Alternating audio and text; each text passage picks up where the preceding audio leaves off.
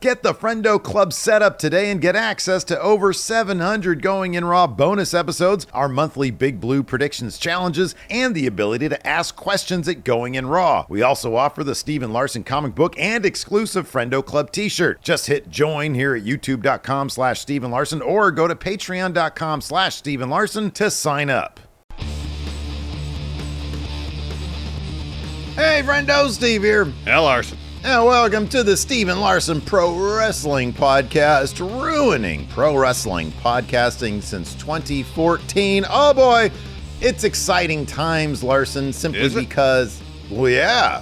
I don't know, we got a lot of wrestling coming up this weekend, and whenever there's a lot of wrestling, if you can tell from my attire, my ring attire right now, man, the Big Predictions Challenge is back, baby. Of course, last month, Jack Showtime won Friendo in the bank right there.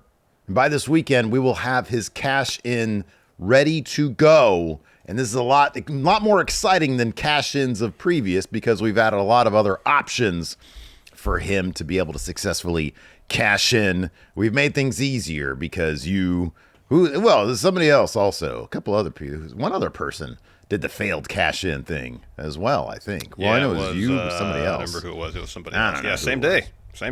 That's right. It was the same day.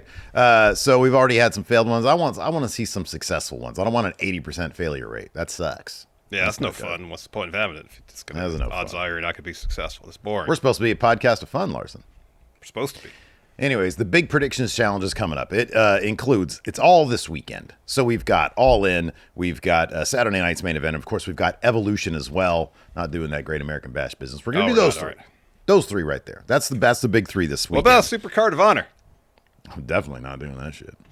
And the way, if you want to participate in the Predictions Challenge. And I don't even have the prizes like on the line, but it's a quick turnaround. I know. It's a quick turnaround. I should have done it this weekend. But you'll get something really cool. Trust me. Trust us. Come on. Look, get this hat, t-shirt combo last time. Oh, my God. It was great. And more importantly, the prize of dethroning Steve here as Predictions Champion, I think, is in itself a really big deal. The way to participate, click join right here at youtube.com/Steven Larson or go to patreon.com/Steven Larson and click on the $5 tier. It is the Friendo Club setup tier.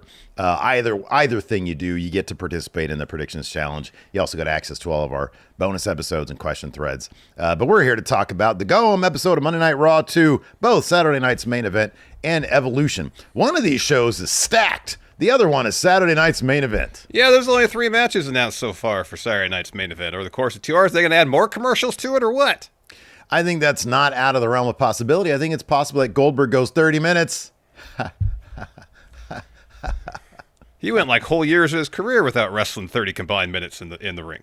I'd be shocked if he wrestled more than 30 minutes combined in like 99. Probably 98 he did, but 99, I don't know. Yeah. He might have been injured. I don't know. Anyways, so yeah. I feel like they'll probably add. It'd be weird if because right now I think Evolution has 7 matches on the card. Correct. Julia's not there. I'm assuming they're going to have at least one women's match at Saturday night's main event. You'd think so. Maybe they'll have Julia versus Zelina rematch for the U.S. That's title. what I was thinking. Maybe something like that. Maybe. Still, that's just 4 matches. Typically, they have 5 on the Saturday night's main event yeah, shows. they'll put another one on Saturday. On Friday on SmackDown. Maybe they'll do Alistair versus Priest, given that there's some Alistair versus Ron Killing stuff, and they've been teasing Alistair versus Priest. Maybe they'll just get right to that on Saturday. I don't know. It's just all these special events, premium live events, where they're just putting matches together at the very last minute just to fill out the card. Oh yeah, absolutely. Just throw these matches together. Booker of the year. That's what a Booker of the year does. I mean, I guess if a Booker's main job is to book matches, I guess that Triple H's been wildly successful because there's so much content that they got to fill and put these matches together. All right, we got 2 weeks. Let's justify this match this way. How? People run into each other backstage. We definitely didn't criticize Tony Khan for doing that a year ago. Not at all, did we? Not at all. Hey, there's one thing that matters, and this is if you're Tony Khan or Triple H. You enjoy the show, man. It's all part of the show. Part of the show, man. It's all part of the show. So yeah, we've only got 3 matches right now for Saturday night's main event. They'll probably add 2 more, I'm assuming, by the time SmackDown rolls around. Possible. But this Evolution card, oh my God. Loaded. This is loaded. This is a big show on Sunday. Everybody, they're hungover from having their 1 1/4 beer during Y'all In, and then watching Goldberg's, snoozing through Goldberg's last match. And then you wake up on Sunday and you get this Evolution card. I think All In's going to be fantastic. Saturday night's main event is going to be kind of a throwaway deal. Man. Yeah, I kind of feel like apart from the 2 to 5 minutes of Goldberg's final match, which even that's kind of flown under the radar. Oh, yeah. Oddly enough, it's not like you could make that match kind of the centerpiece of a pay-per-view. And they're putting it on Saturday night's main event on not the most inspired card all around on a weekend just overloaded with wrestling. Yeah. And it's just kind of part of this huge mass of wrestling over the course of the weekend, as opposed to, all right, here at, let's say if they had, a pay-per-view in September in Atlanta, for example. You could build the whole card around Goldberg's final match. You know what they really should have done? Or I should say market the whole premium live event around Goldberg's final match. This is a terrible idea that I'm about to throw out there. And just Good. Understand, I know this is a terrible idea. All right, let's hear it then. But sometimes in wrestling, you like car wrecks, train wrecks are awesome to watch. Can be. We never did get Goldberg versus Cena. Yeah. How is it they're not booked? This is 2 powerhouses of their generations. And yes, the match would be fucking awful. It would be like they got the raspberries every year for the movies. Whatever Meltzer's award for raspberries, not raspberries, Razzies. Oh, Razzies. Sorry, I said raspberries. I meant Razzies. I don't know. I'm still awake. I woke up at like 9:30 today. It was awesome. They got the Razzies, and yeah, this would be that. It'd be the Going in Raw Baron Corbin Award for matches. Yeah, it'd be just horrible. They'd have to book the hell out of it. In terms of name value, how did they not do this in Saudi Arabia? Well, they got Cena Punk there. They shouldn't have done Cena Punk in Saudi Arabia. They should have kept him out of Saudi Arabia. Yeah, Cena versus Goldberg in Saudi Arabia. Or even sometime this fall. I don't know. Yeah, just make up something. Just have a show. But that's the match. Or bring back Stone Cold. Oh, my God. Could you imagine Stone Cold versus Goldberg finally after all these years? I ain't wrestling that sack of shit. Get out of here with that. Get out of here with that business. Well, he wouldn't wrestle at this point. Stone Cold came back another match. He wouldn't wrestle somebody who's old and was never known as a good wrestler. He wants to be someone in there that this can help. guy. Yeah, if it's a situation where Stone Cold used to be a fantastic in-ring technician. When he was stunning Steve Austin. Yes. That's 30 years ago. A long time ago. More, I think, isn't it? Oh, yeah, it was about 30 years ago. About 30 years ago. Yeah. You can't put Stone Cold in that spot and expect him to carry the match. That's why when he had his last match, it was against Kevin Owens, someone who can carry anybody to a good match. Listen, I've been working on my fundamentals at Broken Skull Ranch. I'm ready to carry a match against Bill Goldberg. Give us 25 solid. Not even including entrances. Bell to bell. Afraid not, Steve. Luthez press. Stunner. What? I ain't eating one of them spears. I sure as hell ain't eating a jackhammer. Jackass. What? What? You're next. What? What? I know. See, we're not getting that.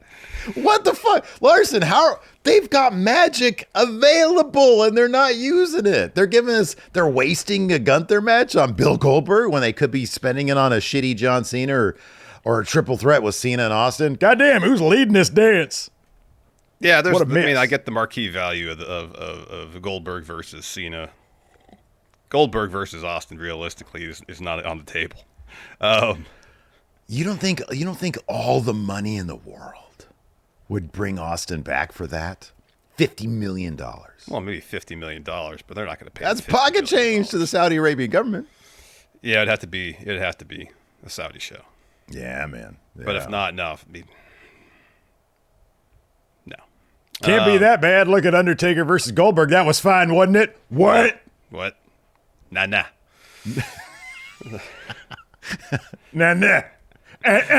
That's what I was looking for. That's what it was. Nah is LA Knight. Yeah. Yeah, I don't know. When they announced it, Goldberg versus Gunther, a Saturday night's main event in Atlanta, I was like, all right, I get it. It'll be one of his last matches. Maybe he gets the win in front of his hometown crowd. They do a rematch at SummerSlam. Gunther wins there, or Goldberg versus anybody for that matter, just about anybody. Mm-hmm, yeah. And then that's his last match. Nope. Seemingly this is it. All that they're leaving the door open if Goldberg wins. Yeah. Which he's like, wouldn't that be something? You know. It's like, can we get like a firm answer on this? Is that literally just creative being like, it doesn't matter, he's not. It doesn't matter, he's not gonna. I don't know. I mean, he could. I don't think I'm gonna go max confidence points on Goldberg Gunther. I think there's the possibility. No, of course it's a possibility, but given the kind of the go-home math we saw last night where Goldberg got about as physical as he's going to get before the match. He didn't spear Gunther, though. I know, but he stood tall. He punched Gunther, set up for the spear. Gunther rolled out of the ring, fleed. Yeah. That's Goldberg standing tall. Yeah. He exited that segment with the advantage, with the upper hand, so... How do you think that match is going to go down? Do you think Gunther's going to eat? Gunther's got to eat a spear. Yeah. I just wonder if how they're going to. They could do the thing where Gunther kind of works over Bill, so Bill can't immediately make the pin. Yeah. And Gunther, because they're gonna protect Goldberg like he's still a fucking monster. So like a jackhammer or a spear are gonna have to be delayed pins for Gunther to kick out, or Seth's music hits.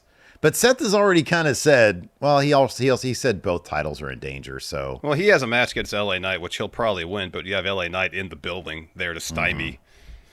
Yeah. Seth is sticking to Raw stuff. So the cash-in attempt was on the Cody title, and that's when he said he was doing it for CM Punk. So yeah, he's back in the world title scene. That's right. Absolutely. I'm just saying, given that he's got that match with the LA Knight, which he'll probably win, further motivating LA Knight to stick it to him if he's going to try to cash in. I don't see Seth. Well, let me backtrack a little bit. If the plan is for Gunther to beat Goldberg, Seth is in no way going to cash in. They're out if they want Goldberg to win his last match but not walk out as champion, is for Seth to cash in. Well, I think that they could do a tease. I think they could do he's about to cash in, and like you said, LA Knight interferes. Yeah, I could definitely see that being the case. But here's the thing. Like, on the other hand, you also have to look at what's the most boring thing that can happen. So, I posted up a thread these days over at WrestleJuice. I look at what the friendos are saying and their predictions, and I react to that as opposed to like doing any predictions, because we do that here or at the Friendo Club. We're going to do that later on today. And I appreciate a lot of people want to see really fun, interesting stuff happen. Oh, Naomi cashes in, Seth cashes in. None of that stuff is going to happen. They might do a tease for Seth. They might do a tease for Naomi, but the actual cash-in is not going to happen this weekend, because this weekend is all about drowning out everybody else. And I just don't think anything interesting is going to happen until SummerSlam. Yeah. That's my guess. So when you guys are doing your predictions, put in the most boring stuff possible. How about this, though? Oh. I don't think it's going to happen. I'm going to posit this to you. What if coming out of All In, the buzz is off the charts for AEW? Huge. All In, stellar show, top 10 pay-per-view of all time. Yeah. Hangman wins in a stellar main event against Mox. It's the moment that they've successfully built to. It feels earned. Crowds going crazy. Fireworks, streamers. Yeah. Tears in people's eyes because Hangman has won that title. Yeah, the next AEW Dynamite at the White House. Big news. Sorry, derailed that one. What I was going to say, what if WWE knee-jerk reaction says, we got to get some of that thunder. Oh, wow. We need to have Naomi cash in. She'll lose to Jade earlier in the show, only to cash in on Tiffany after or during her match against Trish Stratus. Yeah. Yeah, they could do that. As Seth Rollins cashes in at Evolution. It's like, what the fuck? I didn't even know that was okay. Interesting. Yeah, I didn't imagine that'd be possible. Now EO versus Rhea versus Seth is a thing. Interesting. It's definitely going to get people talking. It would. Like, yeah, Hangman won the title, but they just did, intergender triple threat. Holy shit. Yeah. WWE, progressive. Now instead of Tony Hinchcliffe, they got Bernie Sanders doing the late night with WWF. Oh, wow. Yeah. Bernie Sanders calls it WWF still. Yeah. All right, here we go. I got to ask you straight up, is this real or fake? Bernie? Kayfabe, brother. Oh, man. Are you telling me it's real? No. Are you telling me it's real? Sometimes I see the punches and they look fake, but I know you guys are millionaires, and then in TKO you got some billionaires. Are they paying their fair share? Maybe the first thing Bernie would talk about, how come the wrestlers aren't getting paid more? They're only getting 10% revenue. Yeah. Let's get that up to 25%. Other major sports leagues, they're around 50. You're letting these billionaires take advantage of you. Anyways, I don't even know where we're at right now. Let's go ahead and talk about the sponsor for today's show, Larson. How about that? Let's do it. This episode of Steve and Larson's Pro Wrestling Podcast is sponsored by BetterHelp. You know, Steve, we're pretty darn fortunate that we don't have to go into an office anymore for work. And I can remember times in my life when I'd wake up in the morning and just absolutely dread the thought of going to work. It's a terrible feeling. It is, man. It is. Workplace stress is now one of the top causes of declining mental health, with 61% of the workforce dealing with higher than normal levels of stress. While taking a vacation can be a nice reprieve from the stresses of the workplace, it's not a long-term solution. Therapy can help you navigate whatever challenges the workday or any day can bring. Back in my mid-20s, I was dealing with some pretty severe anxiety, and it got so bad that it held me back from doing much of anything, including going to work. Eventually, I realized that I had to go to therapy. Therapy allowed me to learn the tools I needed to better cope with my anxiety and help me move forward with my life. With over 30,000 therapists, BetterHelp is the world's largest online therapy platform, having served over 5 million people globally. BetterHelp is also making therapy far more convenient. You can join a session with a therapist with a click of a button so you can fit therapy into your busy schedule, and then you can switch therapists at any time. As the largest online therapy provider in the world, BetterHelp can provide access to mental health professionals with a diverse variety of expertise. So unwind from work with BetterHelp. Our listeners get 10% off their first month at betterhelp.com/raw. That's BetterHelp, HELP.com/raw. Let's just go ahead and dive into last night's Monday Night Raw. I thought it was another fun show, and there's some interesting stuff going on, specifically with somebody who wouldn't shock me if he missed the second biggest show of the year. I'm talking about Sami Zayn at SummerSlam, because they seemingly have written him off again, but SummerSlam is quite a ways away. I'm assuming they're going to do Bron Sami at SummerSlam. That would be the case. Before we get to this segment, my segment breakdown, let's talk about kind of the thing that stuck out most from Raw was, and I'll flatter ourselves and say, it seems like some from WWE Creative has finally been listening to us and watching our show, and lo and behold, Bron and Bronson Reed got to show a bit of dimension and showcase their characters a heck of a lot more than they have basically since 2 weeks after WrestleMania. Yeah, I'm glad you mentioned this. I forgot about this. Did you gasp when Braun Breaker took the mic from Paul Heyman as he was handing it to Seth? I gasped. I didn't gasp. Oh. I think I raised my eyebrows. That's kind of a gasp for you. No, there's no audible gasp, though. Oh, for me? For you. Actually, I sat here. That'd be wild if your eyebrows made a noise. I sat here and he said, "There it is." Yeah, that's your reaction. I was like, oh, damn. Finally, they're listening to us. And I don't know if this is a coincidence. I don't think it is. But yeah, dude, like Braun Breaker and Seth Rollins, like, what the hell is this guy doing? Yeah, the entire faction was showing off some characters, some personalities, some dynamics between them. And then Paul Heyman dropping some Espanol and Seth Rollins going to Bronson Reed being like, did you know he knew Spanish? He was like, oh, I didn't know that. I thought Braun's promo was perfect. And I think that this is finally the beginning of intrigue with Seth's faction. No, henchmen, no way. We don't want henchmen. We want character dynamics, personality dynamics, them clashing motivations, clashing ambitions. And Braun Breaker being singularly focused on Sami Zayn eventually might end up 3 months from now. Braun Breaker being singularly focused on something that's counter to Seth's vision. Yep. And therein lies the intrigue and tension. And that's the drama. That's what gets you to. That's the bloodline every single week for like a year. It was like, oh God, there's like 5 different motivations going on in this entire bloodline. Yep. They're all counter to each other. And that's the drama. That's the good stuff. That's where the good stuff is. Yeah. The good stuff. Really glad to see that. And even when Heyman was talking to Penta and Bron shows up, to have Heyman's back. Bron, in that very short sequence of events, like a minute long maybe, showed more personality than he has in the past 2 months or whatever. Yeah. Just him going, because Heyman earlier in the show talks about Penta's taunt. Mm-hmm. His hand gestures. And later on, Bron references that. What is this, baseball? 3 up, 3 down? What is this? 3 up, 3 down? What is this, baseball? I don't get it. Yeah. No, those kind of things right there, that's where the good stuff is. That's when everybody feels, even something small like what they're doing with American Made, where Brutus is like about to spill that Chad Gable is Grande Americano. He basically does. And meanwhile, Ivy Nile is concerned about her role in the Rumble. They're not just one collective Borg-esque, faction. They all have their own personalities. I mean, Julius didn't get to show any of that, but Brutus did. And that's when everybody gets to have a little bit, not just a catchphrase, but some signifier of motivation or ambition. That's when everything comes alive. Yep. And that's when it works best. Yep. All right, let's jump into it. We can get the details then.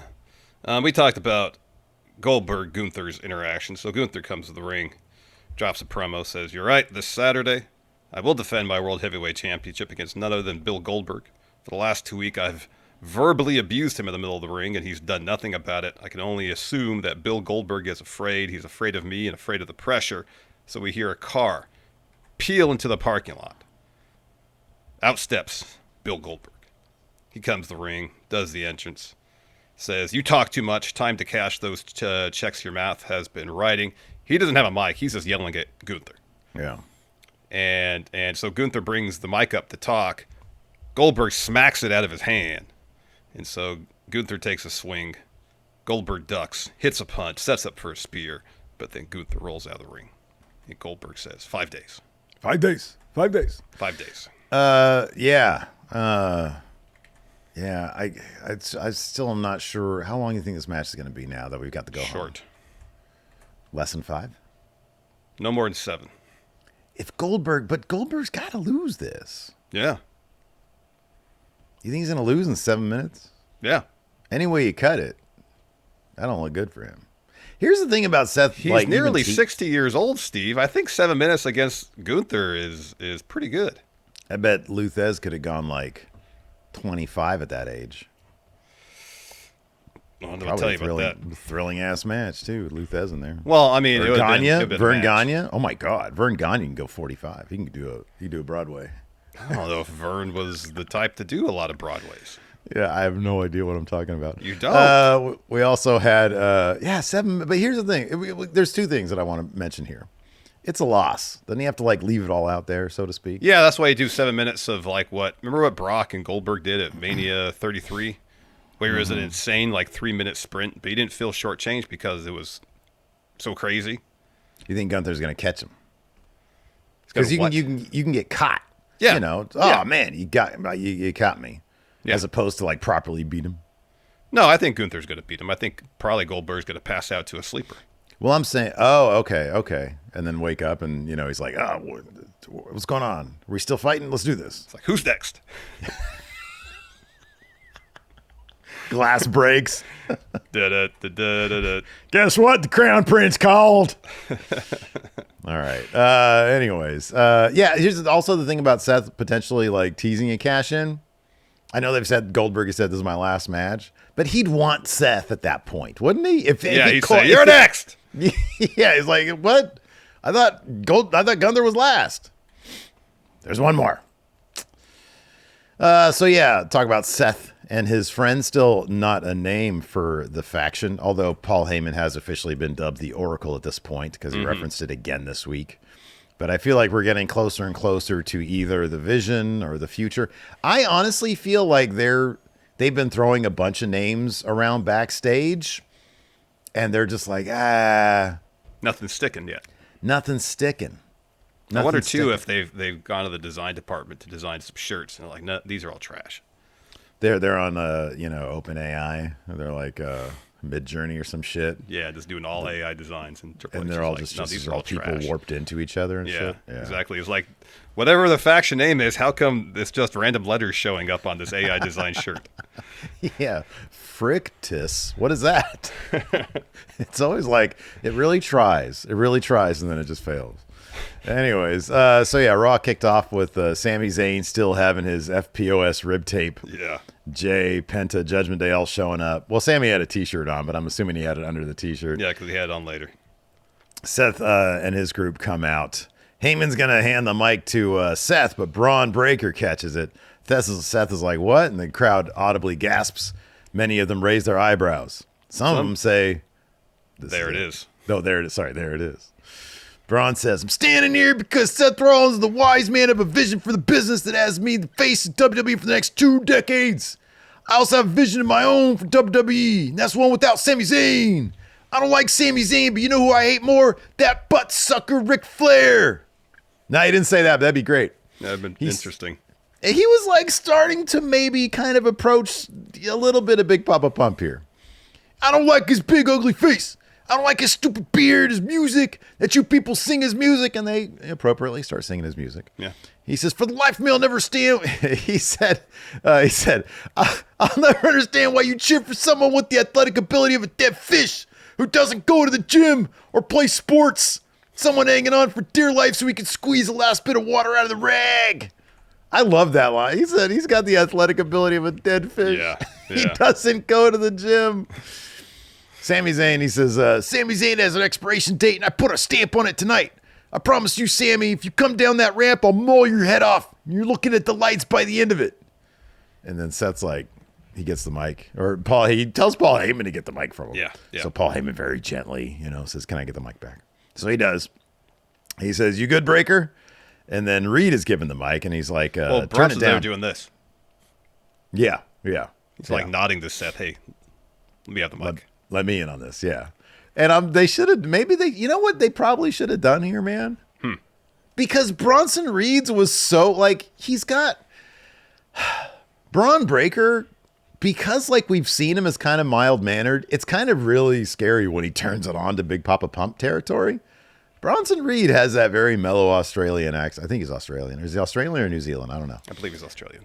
But he's got that very mellow kind of accent. And so it's not really, he's an intimidating presence. Yeah. But like his promo's not. I feel like they should have kicked it off with Reed taking the mic first, because then that gives him, that act alone is like, that's kind of scary right there.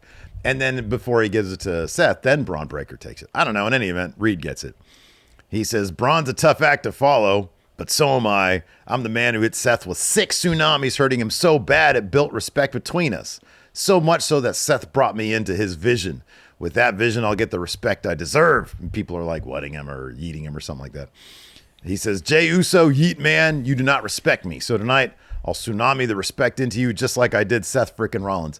And I kind of like that he keeps referencing that, because at a certain point, if I'm like, I beat Larson 5 games in a row in basketball, so much so that he respects me and he brought me into his vision. If I kept on saying that, wouldn't at a certain point you'd be like, why you gotta keep mentioning that, man?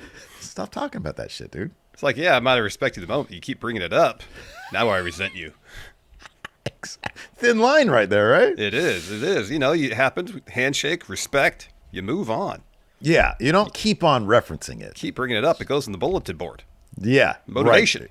Yeah, it's like I'm showing you the iPad here. So, he says, so tonight, yeah. And then Seth hands the Heyman the mic. And he says, ladies and gentlemen, my name is Paul Heyman. Tonight, the Empire strikes back. No, scratch that. The Empire strikes first tonight. First on our list, Sami Zayn, and I won't try to follow the Braun Breaker promo. If Sami hasn't hightailed it back to Montreal, then it's your ass, not mine. He says, Bronson Reed versus Jey Uso. Is that when he mentioned Roman Reigns? I thought he mentioned Roman Reigns. He did right here, yeah. He said, is that in, here it is. Sorry, yeah, it was right next. He says, Bronson Reed versus Jey Uso. He says, I learned a lot from the old bloodline. He says, let's be honest, Roman Reigns doesn't have the balls to step up against us. OTC is MIA. And after tonight, Jey Uso will be too, thanks to Bronson Reed. Here's a thought. if they want something to happen at Saturday night's main event, Seth tries to cash in or teases cash in. That's not LA Knight this time he's him. It's Roman to set up Roman and Seth at SummerSlam. Okay, so let me temper that down a little bit because that's a huge moment. Way too big for Saturday night's main event. That's why I'm hesitant to believe it'll happen. No, but here we go. We can compromise on this one. Instead of nothing happening like that, he sends in a video. There we go. Plays on the Tron. Hey, Seth. And he's like got some tropical paradise behind him, sipping on a Mai Tai. He's like, hey, Seth, big dog here. What are you doing right now? Trying to cash in? I say no way. Nah. Why would you want to do that? I'm right here. And then like Seth stupidly goes back and runs trying to find him. It's like, well, he's at home in Florida. You know, he's clearly not in Atlanta. He's clearly not in Atlanta. So anyways, he says, here's the big news. Tonight, Seth freaking Rollins, biggest box office attraction in this industry, who pinned Roman Reigns in the main event of WrestleMania, will don the tights against Penta. And then he says, he speaks some Spanish to Penta. That's when, like, you know, Seth Rollins starts cracking up, and he's asking Bronson Reed, do you know this guy could do this? And he's like, no. He says, I'm neither hip enough, nor young enough, nor bad enough, or bougie enough to understand these hand signals. But by the time he gets stomped into the mat, he'll be in no shape to do those hand signals ever again. That's not a prediction. That's a spoiler. So finally, Seth gets the mic. We get a bunch of CM Punk chants. Seth says, well, boys, you covered everything, so I guess there's only one thing left to say. So yeah, dude, seriously, because I forgot he said this last bit. Last week, we complained that Seth talked too much and not enough for the other guys. This week, it was all the other guys and not no Seth. You literally had one line. Yeah. Yeah. We got to keep up this good work, Larson. Make sure we bring our A game so that WWE Creative will continue to listen to Steven Larson. Exactly. By the way, that's totally a joke. I don't think anybody ever listens to our show. And then Raw would be better. So later on, Jackie's backstage with Sami, asked how about what's going on with him. He's got his ribs taped up at this juncture. And Sami says, I'm not managing this. I know I got too much on my plate. I want to pay attention to my ribs, but I can't. I want to pay attention to Cross, but I can't. And I can't think about the revenge. I want to get on him. I don't care what Bron says about my beard or my music. I need to pay attention to him because he is one of the most dangerous people on the planet. Cross, I'll deal with him later. He leaves, so Scarlett walks up to Jackie. And Jackie asks, something you want to say to me? And Scarlett just says, no. Nah. And then so Sami's match against Bron is next. He's making his entrance, and then Cross attacks him on the ramp. Double X handle. Bah. I love how old school he is because he ran like whatever it was, 10 yards to Sami from the entrance in full double axe handle motion. Exactly. And that's such an old school thing to do. It really is. And then Scarlett comes out with the pipe. He blasts Sami in the ribs with it. And then he's about to blast him in the head with it when producers, refs, Adam Pearce come out. Pearce takes the lead pipe from him. We go to commercial, come back. And of course, Sami Zayn, babyface. I'm fine. I want to wrestle this match. I hate that. You know, like I consider myself a babyface. I'd be out there like, fuck that. Yeah, no, it's like, no, I hurt. I'm number one. My ribs hurt. I want to pay attention to the ribs and catering. That's what I want to do right now. Yeah. I had some ribs on the 4th of July. There's one rib I got in my mind. That's the prime one. Number 2, I'd be like psychologically damaged now. Cross shows up. Beats me up. I see this incredible sexual visage of Scarlett, and then she hands him a lead pipe. What am I supposed to wrap my head around that one? Oh, God. Now I'm afraid of beautiful women.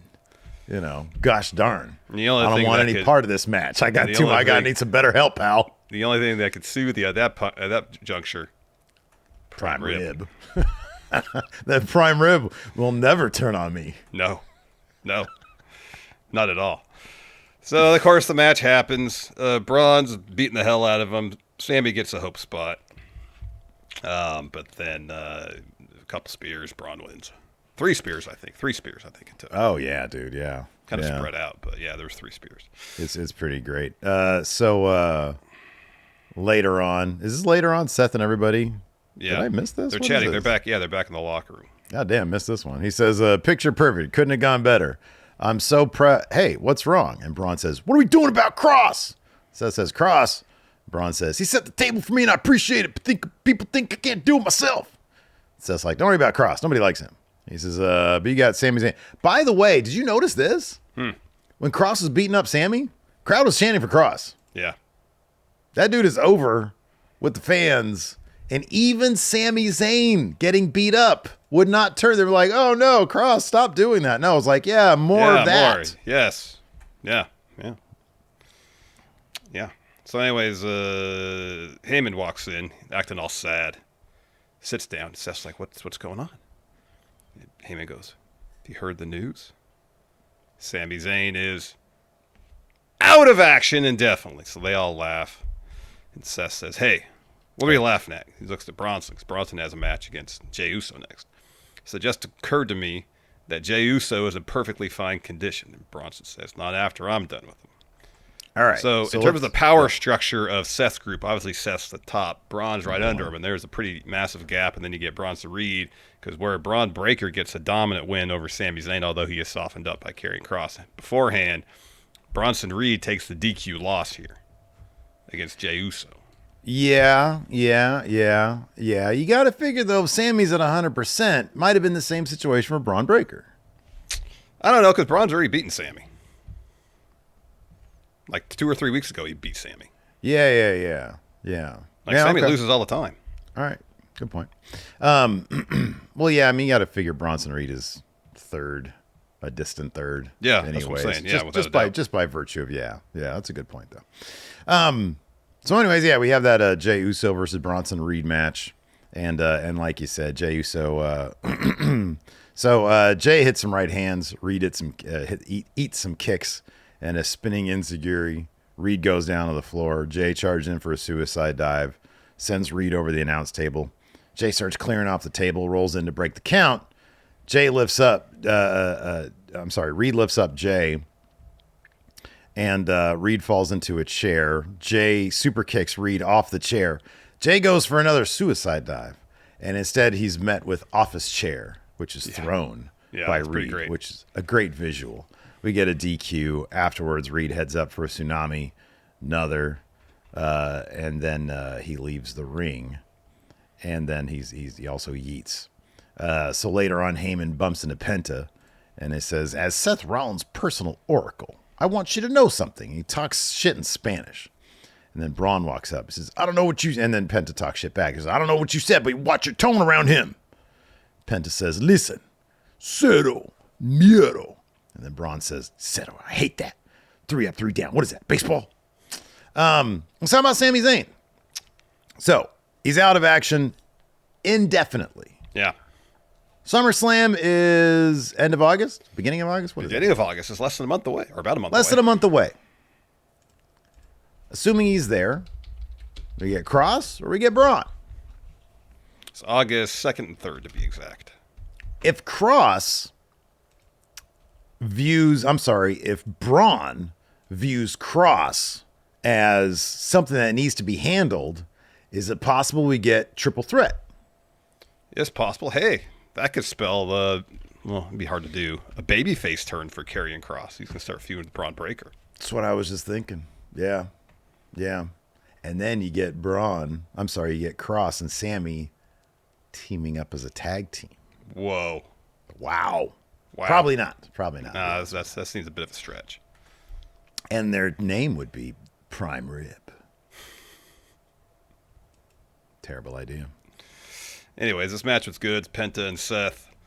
Seth gets the win. It was kind of a lame low blow, but he hit a low blow with his head as Penta was getting him up. He just kind of lifted his head up. Oh, I like that low blow because it's subterfuge. It's subtle. You know? It's subtle, yeah. It's not. It's, what do they call it? Plausible deniability. Because the ref was like, what was that, man? Because Penta's selling that taint shot. Oh, man. Yeah. Oh, the balls, taint, everything, a little shaft. And then the ref's like, Seth, what'd you do? Can't DQ him, though, because Seth was simply trying to get up. Yeah. It's sort of like when Roman would kick out of covers and then with his arm hit a low blow. Yeah, man. Yeah. Anyways, low blow, stomp. Seth gets the win. There was that great bit where Rollins hits the buckle bomb and then Penta no-sells it, hits a destroyer, covers Seth. Seth grabs the ropes. And that directly precedes the finish. So, good match. That's right. And on top of that, we had Bron and Bronson heading out because Seth's like, oh, we're going to finish you off, Penta, but not in a fun way. So he yells at Heyman to call Bron and Bronson. Yeah, That's some creative liberty there. That's some good drama forsaking logic. Like, he couldn't have just looked at the, knowing these guys are backstage watching the feed. He couldn't have looked at the camera with the red light and been like, come on out, guys. The assumption even is they're at the ready at gorilla position once the match is over. They have a directive, know. The idea is they're stupid. And so, like, he has to call them. But, like, Paul Heyman, it's the phone thing, No, I know. It goes back to Dangerous Alliance. I get it. It's drama, it's drama. I get it. So they come out, and then LA Knight, slides in, hits a BFT on Seth, gets out of there, Reed and Breaker chase after him. Knight's like, and he doesn't even need to be mic'd up. He gets the entire crowd by the time it goes to Knight. He says, and that's what everybody's saying, LA Knight. He was just in the crowd doing that, and they responded to it. Mm-hmm. We also had, speaking of LA Knight, video package saying, let me talk to you, Seth. I'm talking to you. You hold the case. You hold the power. But I tell you what, one guy you kind of shocked a bit is this guy. Got a lot of paying to do because you're in debt, my man. You have something I think belongs to me. You're Mr. Money in the Bank. He says, yours to carry. The burden is going to be really heavy. You try to send your boys to do damage 1, 2, 3 tsunamis, and I was back in 1 week. Here's how it goes down. Days are counting down. I can't take the case off you. So he's saying, of course, that Money in the Bank briefcase is not on the line. Yeah. Maybe it should be. He says, but I'll make it a permanent piece of you when I stick it up your keister and attach it to your damn head. He says, you can hold the case, but you'll know whose game this is, and even you will be saying, LA Knight, yeah.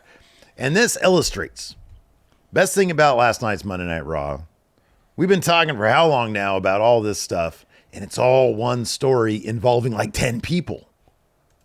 That is when it's so good, because there is a through line throughout the episode where so many people are involved. Yeah. And so it's like, ooh, what's going to happen next in this story? Yeah. We need more of that. SmackDown desperately needs that kind of stuff. You got that right. So then we had Becky, Lyra, Bayley set up or talk about their Evolution triple threat match. So Becky makes her entrance, grabs a mic, says, can someone please explain how two losers who just lost to each other have a title match against me? Where statistically I'm at a disadvantage. Please explain. I get it. From Pierce's perspective, I'm the greatest that ever lived. I get you need me at Revolution, but I beat both of them. Neither of them deserve the opportunity. I should get to pick my opponent like Io did, like Tiffany did. But I think what I think is that it's all a show, a ruse. They are working together and are in cahoots, and that's the only way to beat me. Both of them pinned each other. Do you know how rare that is? So this brings out Bayley. And she comes to the ring, but then Lyra interrupts. Both of them have mic. Lyra shoves past Bayley, says, what are you talking about? Congrats. You're a complete raving lunatic. My title is wrapped around a bucket full of crazy, and it's time I took it back. And Bayley says, are you kidding me? How I see it, I should be standing here Intercontinental Champion if it wasn't for you. And Lyra says, wow, she's speaking to me. Lucky me, what a treat. Bayley says, get over it. I didn't get back to you. Let it go. If that taught me anything, I don't need partners and damn sure don't need friends, but I do need that title right there. And Becky says, listen, after 13 years of grimy hugs and friendships, glad to see you aren't trying hard. And Lyra says, time to set the record straight. Everyone thinks I called Becky and brought her back. No, she attacked you, then called me.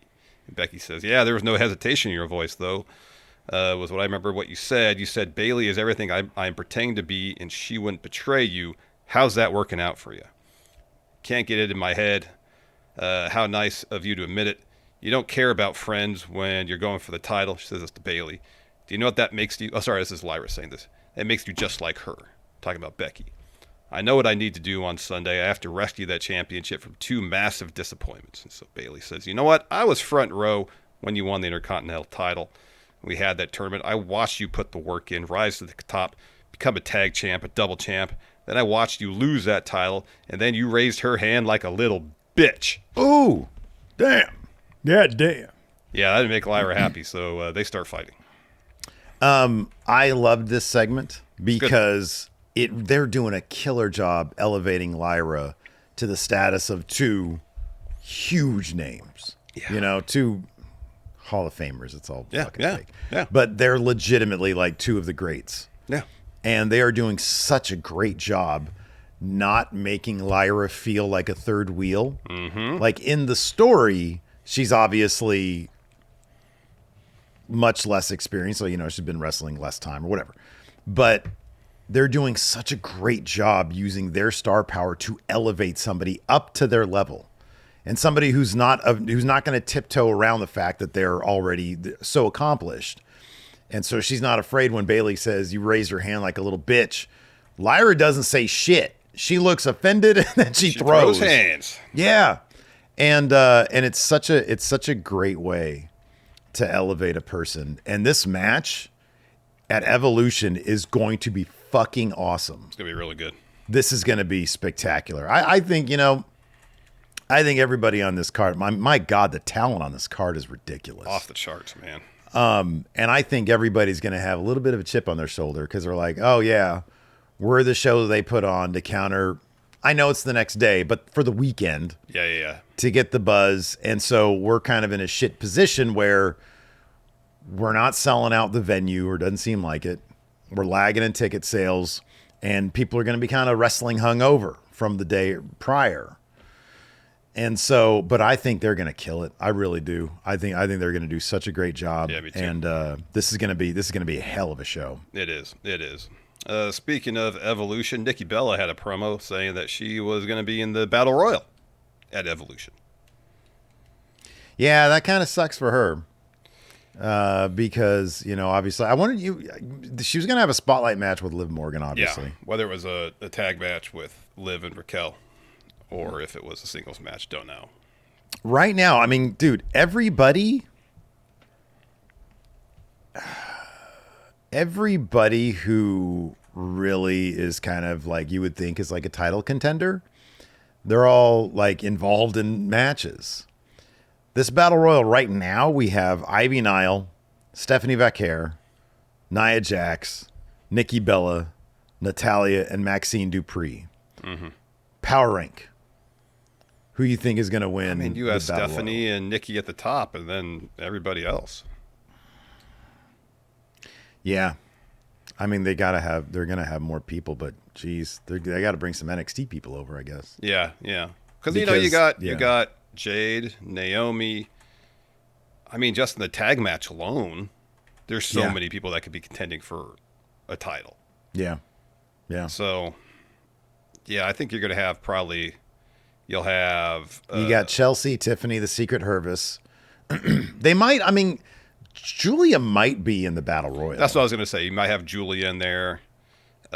Stephanie, obviously. Micha and B-Fab. Yeah. I mean, we can probably list enough names to get us to 20 in the match. I'm just thinking of, all right, who's got a legit shot to win? Oh, actual contenders. You're right. It's Stephanie and it's Nikki. That's it. Yeah. I mean, Nia Jax, but like, goddamn, they've done that a lot. How many times has she been in a Battle Royal? They did the spot where everybody eliminates her, Yeah, I know. Yeah. If they view Nia as like, hey, you're just super dependable for like a women's title shot, then maybe she can cross brands. If she's not going to do Tiffany, if they just write it in there, you can go after whatever title you want to at Clash in Paris. Then she can go after whatever, if it's Io or Rhea. You also got to keep in mind this is for Clash in Paris, so they're probably going to think from a marketing perspective who's the best potential winner of this in terms of facing either obviously Rhea or Io for the Raw title, or whether it's Jade or Tiffany or Naomi for the WWE Women's title. I mean, wait, when is Clash in Paris? End of August. Oh, it's end of August. It's the 31st, I think. If they put... Because I really think that Naomi loses to Jade at Evolution. And then she cashes in on Jade at SummerSlam. Yeah, I think that shit happens. Yeah. In which case, you're looking at Naomi... And then, any way you cut it, I think it's going to be Naomi and Rhea as champions coming out of SummerSlam. Yeah. I don't know that Rhea's going to win here at Evolution, but I think certainly at SummerSlam, she'll end up with the title. So they'll just do a rematch. I mean, I don't think they're going to do it. I think they'll probably just do a rematch. But I think Rhea's going to end up with that title out of SummerSlam.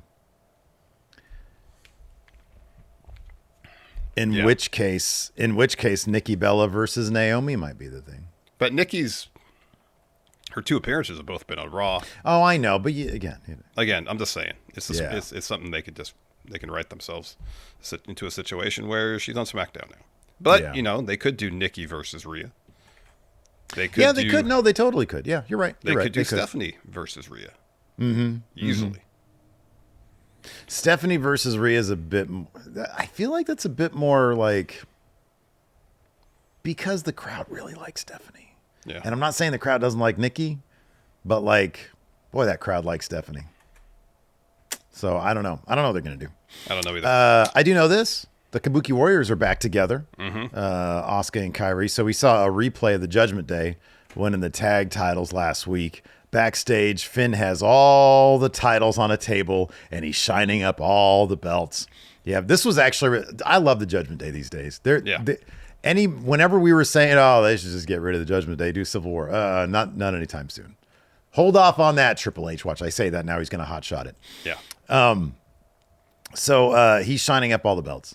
Dom, Finn, JD, and Roxanne are all kind of celebrating. They're playing darts. Raquel walks in. What the hell is that? And it's a shrine. It's like a little memoriam thing on a table to live. There's like a picture of her and flowers around and everything. Candles, I think, too. Yeah. Yeah, there's candles there. And Roxanne says, I made it for Dom. And Raquel says, she's alive. She's been rehabbing every day. She'll be back soon. And Finn once again reiterates, I'm not sure about that, Raquel. It took me, you remember, I had a shoulder injury. It took me 8 months, and I'm tough. And Raquel says, a nice picture would be if we retain those tag titles at Evolution. Even better if Chiquita here wins her match against Kairi Sane. Roxanne leaves and says, I got you, partner. And then Raquel does the cross to live and kisses at the picture. Does like a little blow kiss. And then walks away. And then this part was great. JD says, hey, I'm going to go talk to Pierce about what's next for the tag titles. And what's his face? Finn's like, that's a great idea. Look, you're being proactive here. Yeah. And Dom's like, hey, man, I just want to say thanks, both of you guys, for this get well cake. And they do this fucking Marx Brothers-esque comedy where they look at each other and says, did you do that? At the same time in unison. Yeah. And then they look at Dom, we didn't do that. And he's like, oh, okay. So they leave. And he looks at it and he says, get well soon from AJ. Well, continuing on with the Marx Brothers comedy, AJ's behind him like a shelf there, a mirror or something, and he looks at him and he does the eyes, this thing. Yeah. And then Dom looks over, grabs his doctor's note, he says, I got a doctor's note, AJ. And then he goes over to find him, and AJ's magically gone. Yeah. It was good. It was really funny shit. It was really funny. It was funny. Yeah. Then we had Roxanne taking on Kairi Sane. Raquel's be disappointed because Roxanne did not beat Kairi. Roxanne's looking for pop rocks. Kairi escapes, hits a backslide to get the win. Afterwards, Raquel attacks Kairi. Roxanne joins in.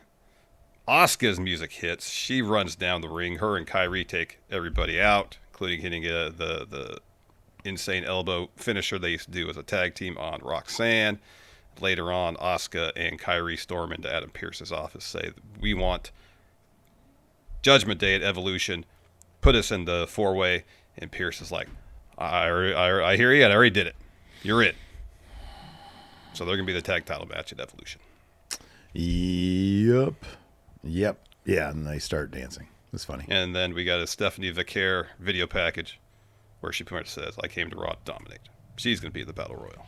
She'll be in the battle. I think there's a good chance she might. Her and Nikki. Yeah. I think there's a good chance Stephanie wins. Yeah. We also had, I'm trying to look at this Evolution card here. Yeah, know that one. One confidence point on that. Pretty sure Raquel and Roxanne are going to retain. Yeah, just because everybody else cancel each other out. I think so. Right, I got okay. Well, we're going to do our predictions later. So Ivy Nile wants in the Evolution Battle Royal. So we're backstage with American Made, Pierce. With Pierce, and Ivy says, like she's asking, Americano is competing tonight? And Pierce says, yeah, he asked for it himself. And Brutus says, that's impossible. Chad Gable's hurt. So Julius smacks him. And he says it's so incredible. That's impossible. Chad Gable's hurt. Brutus is so over the top. He's the most Hilton on the roster. Oh, he absolutely is. And Pierce says, why would Gable have anything to do with Americano? And Brutus is about to answer, and then Ivy's like, quiet. I want a spot in the Battle Royal. So then Americano is in action against Dragon Lee. clear as day, Americano is now portrayed by Ludwig Kaiser. Dude, he had me cracking up. Whenever he would do the Chad Gable thing with the shoosh or whatever, the thank you, and then just his general movements are he's such a tall, lanky dude, and he's so comedic with like how exaggerated his movements are. He's hilarious. Yeah. But I feel like he could be this level of hilarious without having to do the Americano gimmick. Yeah, me too. But I mean, the thing about the Americano gimmick at this point, it's like so buried in the mid card, and there's nothing of significance with it beyond now it's just Ludwig in this character, that it just sort of takes for me anyways, it takes the whole problematic question out of the equation, because it's like, now it's just silly. They're not doing too much with it. And it's Ludwig under there. And so now it's more a thing of like, oh, Ludwig, American made. How are they reconciling this? Is he going to be part of them or whatever? So I don't know. It just sort of makes me laugh at this point. It's like, it's just so buried in the card. It doesn't matter anymore. It seemed like he was going to be a major featured thing before, and it's not. So I don't know. I wonder how they're going to get out of this situation. Because it seemed like, this is my supposition, that we're going to do probably Americano versus Ray at Survivor Series in San Diego. Probably mask versus mask. Ray wins. It was Chad Gable all along. Of course, we do that. Depending on how long Gable's going to be out of this juncture, how that's going to derail plans as it pertains to Americano. My guess would be at this point, any and all plans they had are simply like day to day now. That everything's been scrapped because Gable's hurt. So when Gable comes back, they're going to do an Americano versus Americano thing. Probably. Maybe do the unmasking there. I just find it difficult to believe that they're just going to have Gable come back, maybe do the Americano thing. Gable ends up winning that as the real Americano, and then they just pick up where they left off. I honestly doubt that they even have plans for that. They're probably just like, well, when he gets back, we'll figure it out from there. In the tag division, we have Adam Pearce backstage with War Raiders talking about the tag titles. New Day walks up as if they are at a funeral because this was hilarious. They're grieving. And Becky was great in this too. Yeah, their tag title loss. And Kofi says, and they're asked, what are you grieving? And Kofi says, you should know you're an accomplice helping Judgment Day kill the tag team division. The least you can do is tell us when we have a rematch. And Eric of War Raiders says, rematch. They wanted to make sure when we wanted our rematch that opportunities would go to new challengers regardless. So there's no automatic rematches around here. Then Becky walks in and says, New Day, I'm sorry for your loss. And hey, good job getting rid of Big E. Yeah, terrible person, scumbag, and then makes her entrance for what we already talked about. Yep. Yeah, New Day are great. They're hilarious. They are. They should do a lot more with New Day. They really should. I agree with that. Anyways. Would you like to answer some questions? Would you like to look at the television, Mr. Lee? Sebastian Garcia asked, are we going to watch the new Superman? Yeah, man. I'll probably go watch that in the theaters with Lacey. I'll see who in the family wants to go see that. But hell yeah, I want to go see that. The thing that I like it about is that James Gunn seemingly has an affinity for the shit that I had an affinity for back in the day, vis-a-vis Guy Gardner is in the film. And I'm super excited about that shit. And I thought they did a good job with Nathan Fillion casting that dude as Guy Gardner, because he was one of my favorites back in the day. So, I'm super looking forward to it. Luis asked, what moment in the NBA season best sums up the season in a nutshell? Shit. Probably Halliburton going down in that last game. That's what I was going to say. A season that was an issue. Season that could have a very promising ending, being kind of wrecked by another Achilles tear. Yeah. Something that sadly we saw a lot during the season. Art Guy says, Power Rank, the top 3 most anticipated matches for this weekend's wrestling shows. Hangman Mox is number 1 for me. Yeah. Boy, there's a lot of matches. What are we, 3? God damn. Okay. At this point right now, I would say Hangman Mox number 1. Mm-hmm. The Women's Intercontinental number 2. Mm-hmm. It's hard not to put versus Goldberg at 3. Come on, Get Steve. out of here. We're not power ranking the worst. It's hard not to put. I'm gonna do this. It's a tie between Rhea and Io and Kenny and Okada.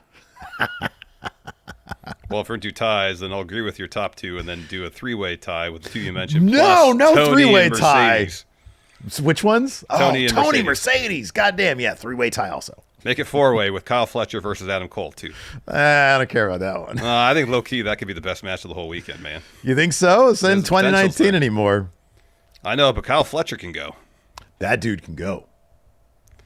We didn't think he was going to have a match of the year against Mark Briscoe, and he did.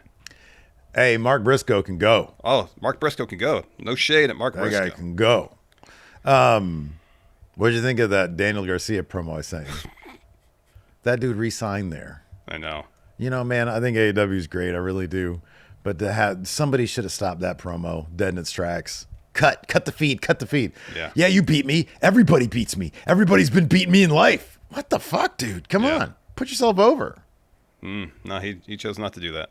Ha, you think you beat me? Everybody beat me. No kidding, you beat me. Wow. Go Birds asks, what's the best version of Judgment Day? Oh, it's still when Priest and Rhea were in there. The chemistry between everybody back then was so good. I don't know if there was a moment in Judgment Day history that was as good as when Dom joined. And you have Finn laughing and pointing at Ray. Okay. Probably the Judgment Day moment for me was Liv massaging Dom and everybody talk about the fucking Marx Brothers comedy. Everybody poking their heads around the corner. Yeah. That was top. Boy, I love this iteration now, though. Yeah, it's good. Finn kills me, dude. He kills me. And Raquel is coming alive, too. But back when Carlito was around, that was really good. I mean, in terms of strength, obviously, the Rhea Priest years were the best. Yeah. You know. But yeah, they've done a lot of good stuff with Judgment Day. They have. Greg Morris says, use your predictions powers and see what will be the men's War Games match this year. I don't think there's going to be one. Yeah, they're just wait, no, yeah, they are. They did a am I tripping? Survivor Series isn't billed as War Games this year. Hold on a second. I'm going to check something real quick. What did they advertise recently? Yeah, it is. They did a commercial. Let me see here.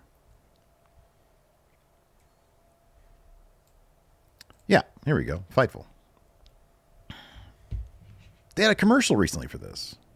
For War Games? When was this? June. What happened on June 30th? Was there a show on June 30th? Was it the Saudi show? Maybe. Yeah, it's War Games. When is it going to happen? It's Survivor Series. WWE announces the WWE Survivor Series once again feature War Games using the branding to promote the ticket on sale date. That's weird because yeah, they here it announced is. it with War Games. They did announce it with War Games, but is that 2025? 2025, yeah. I can send you the thing. Like WWE tweeted this out June 30th. Oh, that's why, because I don't have Twitter. June 30th is the Monday, so it would have been on Raw. It would have been on Raw. Okay, it was on Raw then. Okay, yeah. Well, I missed that. Yeah, that'll probably be Seth and his group.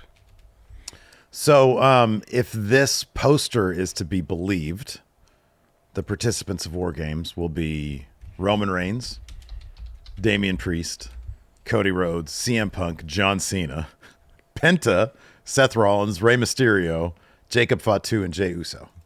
1, 2, 3, 4, 5, 6, 7, 8, 9, 10. Oh, that's 10 people. There we go. So make them into a team. I say it's Cena. Boy, these all good guys except for Cena. We need some heels. Okay. Heel Cody Rhodes and heel John Cena become a team. Wow. They join forces with Seth Rollins. Wow. And heel CM Punk. against Priest, Jey Uso, Jacob Fatu, Rey Mysterio, and Penta. Oh my God, Team Cena wins, clears them. Yeah. I wonder what the thought process was to not market Survivor Series immediately as War Games, because that's what they typically do. Oh, I got your answer, buddy. They didn't know.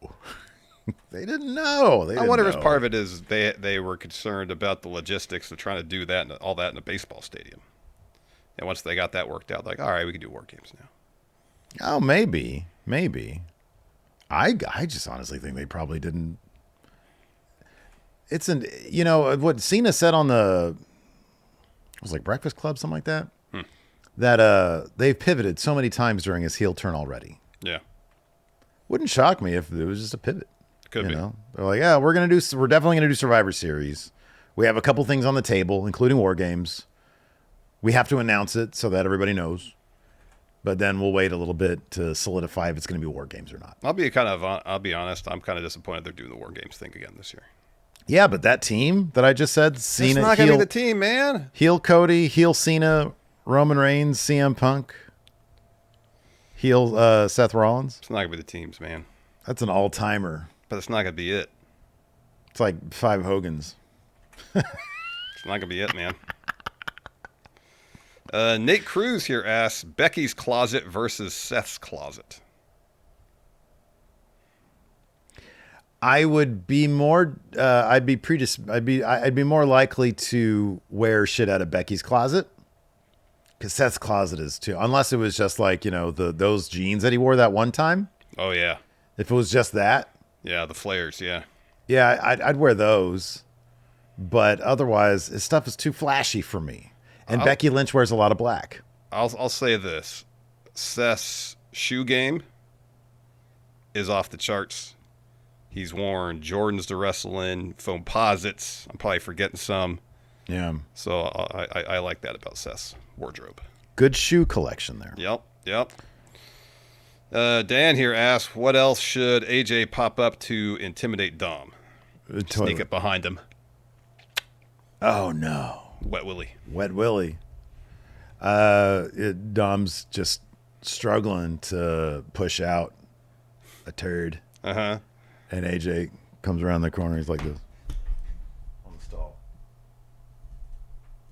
And he's like... Oh, of course, Dom clenches up when that happens, right? Yeah, he clenches up. Yeah. Has to restart the process. Yeah. Ronan the Analyst says, is Sami Zayn this generation's Tommy Dreamer in ECW? A guy who's always near the top of the card but never feels like the right fit to be world champion. I think the thing about Tommy Dreamer is that he did seem like the right fit to be world champion, but that was his story. Yeah. And that's sort of similar to, Sami Zayn. That's what Sami's story is at this point, yeah. Sami's going to get that world title, though. Yeah, he's going to get the Raw title. He's going to win the Rumble and get that Raw title. Tommy eventually got the ECW championship, but that was because there was nobody else there. Yeah, there was nobody else. They had been poached.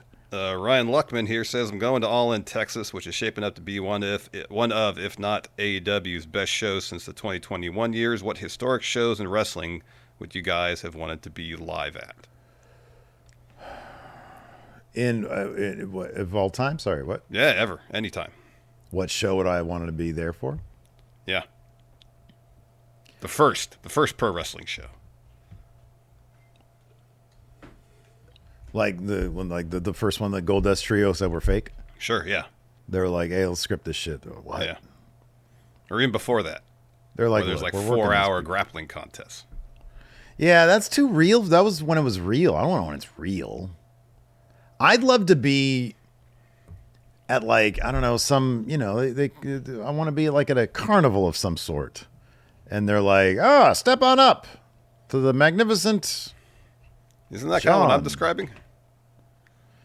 Yeah, but no, because you're talking about when they got 2 real grapplers. I'm talking about when they would have a strongman in there and then a mark would show up and they'd be like, oh, let's get this guy out of the crowd and he's going to do a job against this guy and we're going to fool these people and take their money. I think that's how that shit worked. You want to find a way to enrich yourself. You want to go to an Eduardo Carpentier match.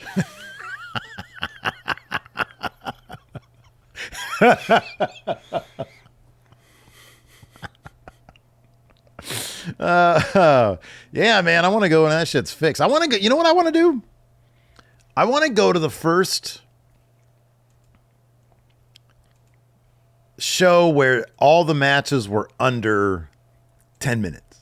Oh, wow. Yeah. I bet it was like deep into the 60s by the time that happened. Probably. I don't think they did a lot of that back in the day. Yeah, I don't think so either. Yeah, I don't know. I'd love to, I would love to actually go to, like,